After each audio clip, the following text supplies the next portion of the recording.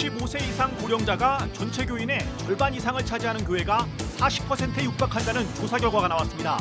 고령자를 위한 목회 전략에 더 많은 관심이 필요하다는 의견이 나오고 있습니다. 뜨거운 폭염 속에서도 어려운 이웃들에게 식사를 제공하는 바포 나눔은 교인들의 봉사 참여로 멈추지 않고 있습니다. 찜통 더위 속에서 비지땀을 흘리며 취약계층을 위해 배식 봉사 활동에 나선 서울 구로구 배단위교회 성도들을 만나봤습니다.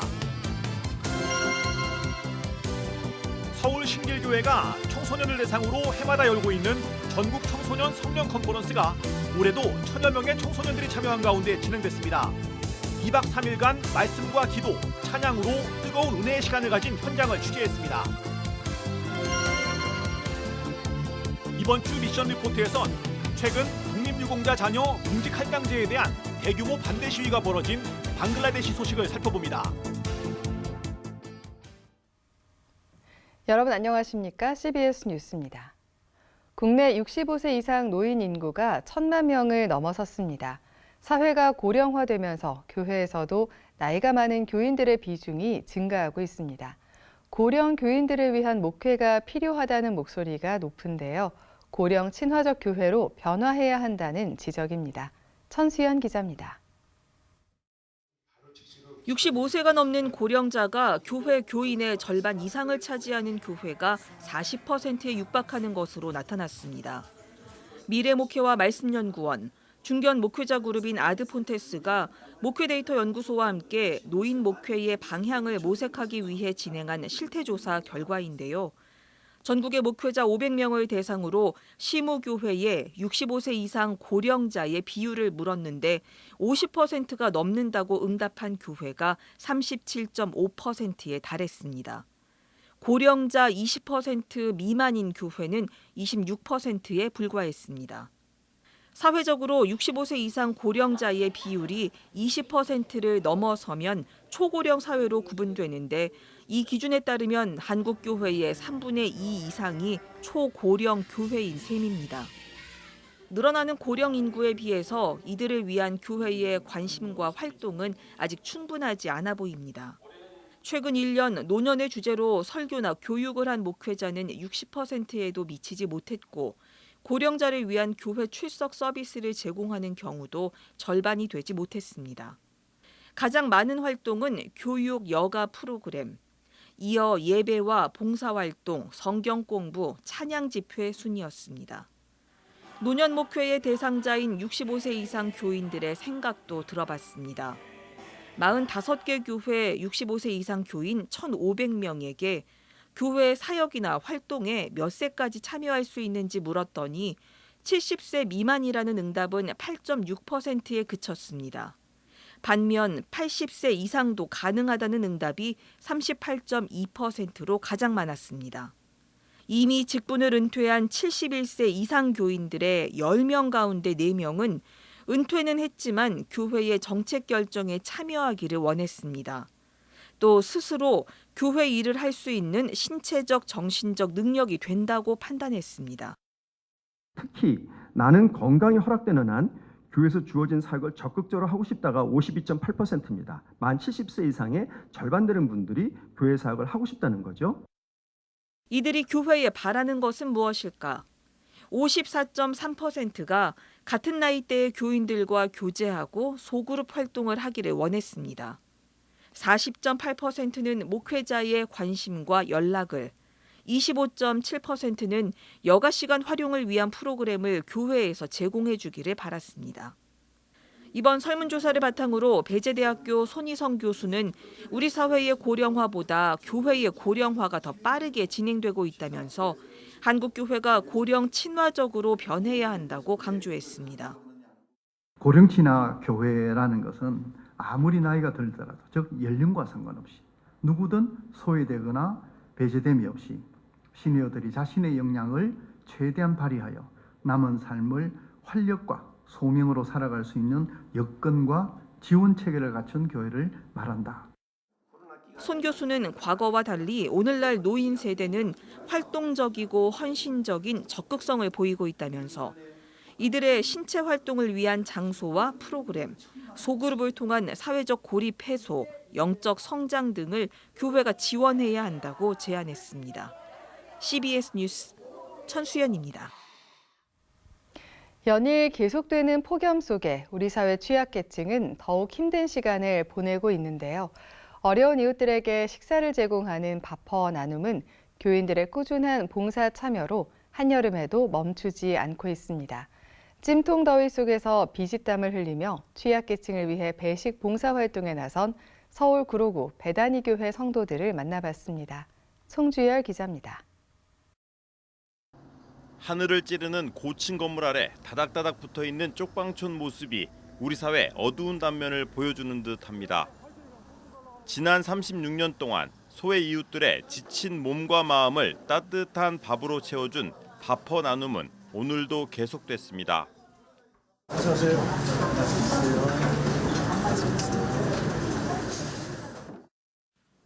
오늘의 주 메뉴는 시원한 오이냉국.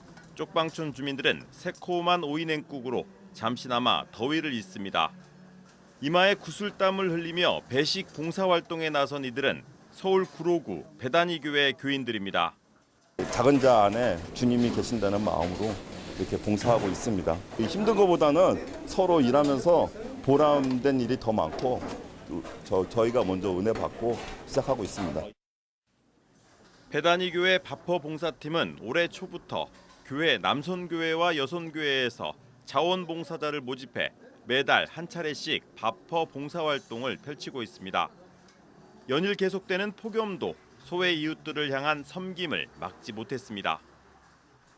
저희 봉사자들 또한 저희가 이렇게 하루에 이렇게 봉사를 하고 오면 뭔가 뿌듯한 이런 기쁨도 있고 사랑도 넘치고요.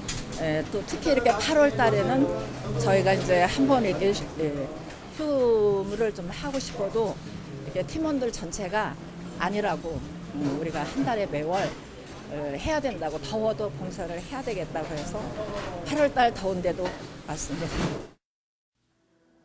다일 공동체 밥퍼 나눔 운동본부는 하루 한 끼가 전부다시피 한 600여 명이 끼니를 채우기 위해 이곳을 찾는다며 배식 봉사자들의 헌신에 고마움을 전했습니다. 정기적으로 오시는 그런 교회들 너무나 감사합니다. 또는 이제 여름에 또 청년들을 데리고 학생들을 데리고 와서 봉사하시는 그런 교회 교회들도 있어요. 그래서 너무나 감사를 드리고요.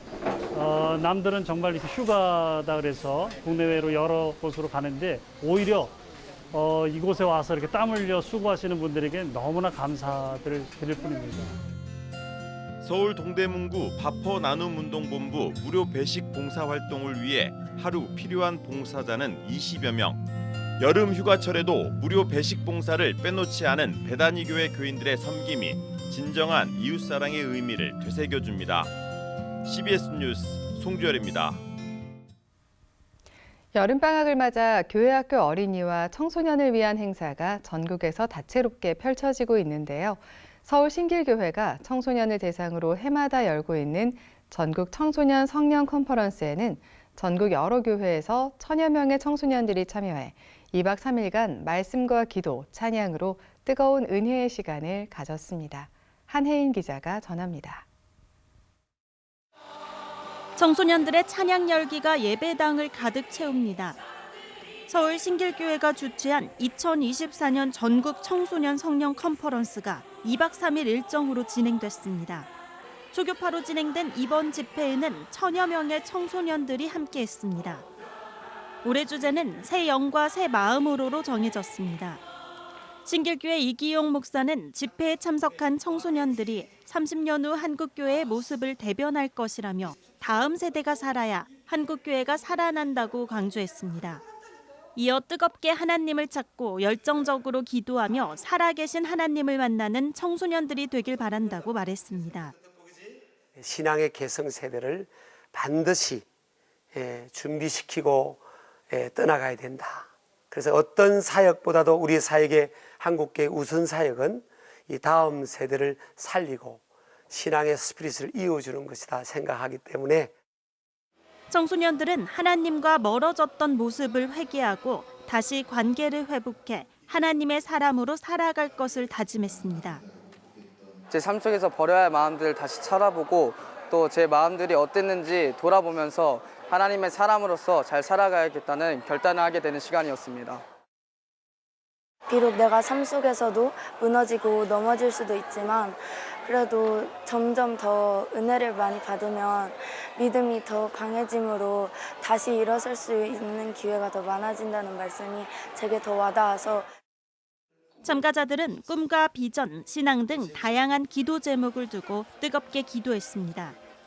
이번 컨퍼런스에는 기독교 대한성결교회 류승동 총회장, 월광교회 이기철 목사, CBS 김진호 사장도 강사로 참석해 청소년들을 응원하고 격려했습니다. 청소년들은 각자의 고민과 생각을 내려놓고 하나님의 인도하심을 따라 살아가겠다고 다짐했습니다. CBS 뉴스 한혜인입니다. 한국위기관리재단이 최근 파리올림픽 해외여행객 신변안전 주의 공문을 선교단체 대표와 지역교회 선교 목사들에게 발송한 것으로 알려졌습니다. 위기관리재단은 공문에서 이번 파리올림픽은 다수 경기가 도심에 있는 역사문화 유적 인근에서 치러져 보안 면에서 큰 위험성을 내포하고 있다며 예기치 못한 사건, 사고를 예방하기 위한 노력이 그 어느 때보다 필요해 보인다고 주의를 요청했습니다. 한편 외교부도 2024 파리올림픽 해외 안전여행 가이드북을 발간해 안전한 여행을 당부하기도 했습니다. 소망교도소가 최근 미술과 음악, 이야기가 어우러진 미술관 음악회를 소망교도소 대강당에서 열었다고 밝혔습니다. 미술관 음악회에서는 설치 도예가 유승현 작가의 미술 전시와 피아노 연주, 김혜인 비올리스트의 합주가 이어졌습니다. 소망교도소 김영식 소장은 수용자들의 변화와 회복을 위해 특별한 기회를 만들어준 작가들에게 감사하다고 인사말을 전했습니다. 한편 경기도 여주에 위치한 소망교도소는 재단법인 아가페가 2010년에 설립한 교화 중심형 비영리 민영 교도소입니다.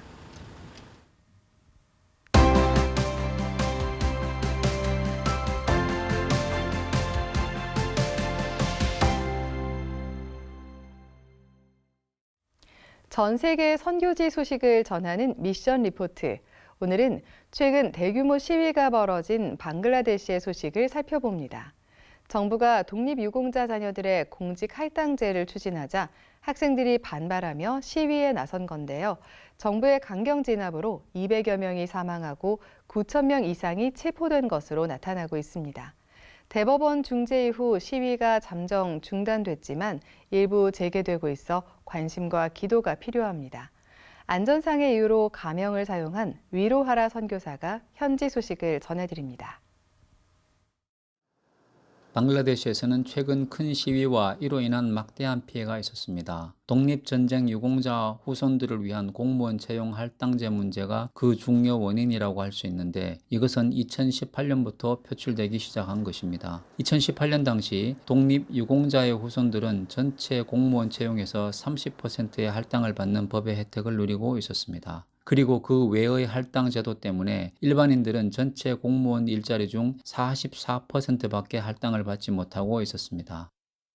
개발도상국이라고 할 수 있는 방글라데시는 세계에서도 손꼽히게 높은 인구 밀도를 보이고 있고 청년 실업률이 약 41%에 육박할 만큼 매우 높습니다. 그런데 전체 공무원 일자리 중에서 단지 44%에만 기회가 있다는 것은 안 그래도 부족하고 어려운 취업에 더욱 희망이 줄어드는 것입니다. 그래서 수많은 학생들은 불만을 표출하며 조정을 요구하는 시위를 일으켰고 정부의 수장인 수상이 이 법률을 무효화할 것을 약속하며 시위는 멈추게 되었습니다. 하지만 독립유공자 자녀 7명의 명의로 법률적으로 보장되었던 독립유공자 공무원 취업 할당을 보장해달라는 취지로 고등법원에 제소가 되었고 지난 6월 4일 고등법원에서는 다시 이들에 대한 공무원 고용 할당 30%가 보장되어야 한다고 선고가 되었습니다. 그러자 법원의 이 결정에 반대하는 학생들의 시위가 7월에 들면서 본격화된 것입니다.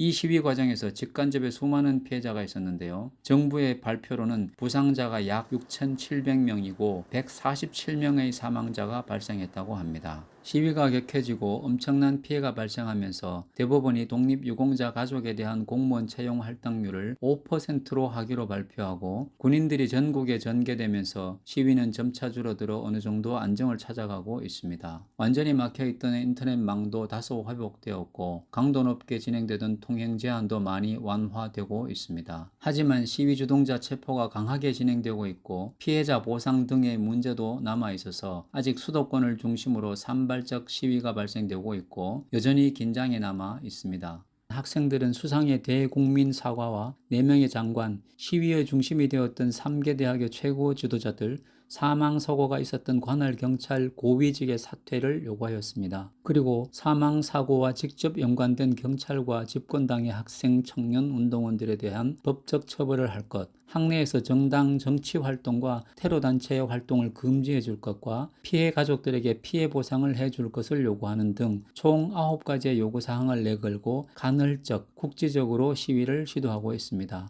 또한 향후 요구 조건이 관철되지 않을 경우 대규모 시위도 예고하고 있는 상태입니다. 방글라데시에서는 오래전부터 학생들과 청년들이 정당에 연결된 별도의 조직에 소속되어 운동원으로 활동을 해오고 있는 실정입니다. 그리고 현재 집권 여당과 극단적으로 대립하고 있는 야당이 존재하기는 합니다만 정치력을 거의 상실한 상태입니다. 말하자면 현재 이곳의 정치 상황은 일당 독재에 가깝다고 할 수 있겠습니다. 이번 시위 기간에 일부 지역에서 교도소 파괴와 같은 엄청난 파괴 행위들도 있었는데 이런 일들은 공무원 채용 할당자에 대한 순수한 학생 시위로만 보기에는 어렵지 않는가 합니다. 과거에 두 정당이 극단적으로 대립하고 폭력이 동원되었던 일들을 생각해보면 정치적 의미를 품고 있을 가능성이 다분히 있다고 생각됩니다. 앞으로 수많은 피해 가족들이 슬픔과 고통을 안고 살아가야 할 텐데 피해 보상 등의 대책이 잘 세워져서 소요가 진정이 되고 원망과 미움이 쌓이지 않도록 기도해 주시면 좋겠습니다. 또한 큰 아픔으로 위로받을 곳 없는 사람들에게 교회가 손을 내밀어서 주님 안에서 평안을 누리는 계기가 될 수 있기를 소망합니다. 헌법에는 국가의 정치체제를 세속주의라고 선언하고 있습니다만 1988년 이슬람이 국교로 선포되면서 타 종교의 활동은 위축될 수밖에 없는 상황이 되었습니다. 윌리엄 캐리에 의해 성경 번역이 이루어지고 선교 활동이 시작된 지 200년 이상이 지났습니다만 기독교인 비율은 0.2%를 넘지 못하고 있습니다. 이 나라의 90%가 넘는 무슬림들에게 복음을 들을 수 있는 기회가 많이 생기고 진리를 갈구하는 마음이 생겨나기를 위해서 기도해 주십시오. 또한 그들에게 진리를 나눌 수 있는 창의적 방법들이 많이 개발되고 지혜와 사랑과 믿음으로 접근하는 더 많은 일꾼들이 일어나도록 기도해 주십시오. 이미 주님께로 회심한 형제자매들은 말씀을 사모하고 묵상함으로 말씀을 따라 순종하여 주변 사람들에게 하나님 나라 백성의 모습이 잘 드러날 수 있도록 기도해 주십시오. 교회의 지도자들이 말씀을 깊이 묵상하고 연구하여 말씀을 바르게 잘 전할 때 듣는 사람들이 미신적 구복적 신앙에서 벗어나고 사랑과 섬김의 삶을 살 수 있도록 기도해 주십시오. 교회가 외부 의존적 모습을 벗고 자립의 길을 두려워하지 않아 주님의 은혜를 체험하는 것에 풍성하도록 기도해 주시기 바랍니다. 방글라데시에서 위로하라였습니다. 감사합니다. 날씨입니다. 내일도 낮 최고 기온이 35도 안팎으로 오르며 무더위가 이어지겠습니다. 한편 중부지방엔 가끔 비가 오는 곳이 있겠습니다. 내일 아침 최저 기온은 24도에서 29도, 낮 최고 기온은 30도에서 37도로 예상됩니다. 이상으로 뉴스를 마칩니다. 시청해주신 여러분 고맙습니다.